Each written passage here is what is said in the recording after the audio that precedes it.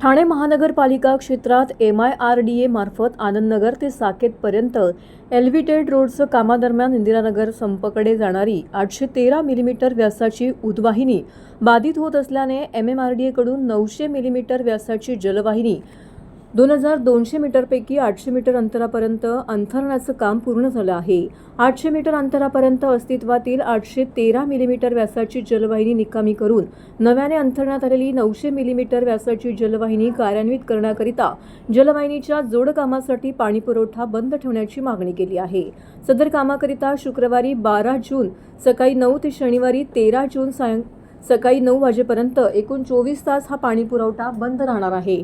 या शटडाऊन दरम्यान ठाणे महानगरपालिकेअंतर्गत इंदिरानगर, साठेनगर, आंबेवाडी, डवलेनगर, सावरकरनगर, लोकमान्यनगर, पाडा नंबर 2, 3, 4, चैतीनगर, परेरानगर, झांजेनगर, श्रीनगर, किसननगर, शिवटेकडी, शांतीनगर, कैलासनगर, भटवाडी, वारलीपाडा, रुपादेवीपाडा, सीपी तलाव, येऊर परिसर इत्यादी भागाचा पाणीपुरवठा 24 तासांसाठी पूर्णपणे बंद राहील।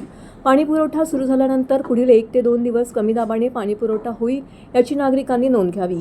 ठाणे महानगरपालिकेअंतर्गत सदर कपातीच्या कालावधीत पाणी काटकसरीने वापरून ठाणे महानगरपालिकेस सहकार्य करावे असं आवाहन पालिकेच्या वतीने करण्यात आलेलं आहे।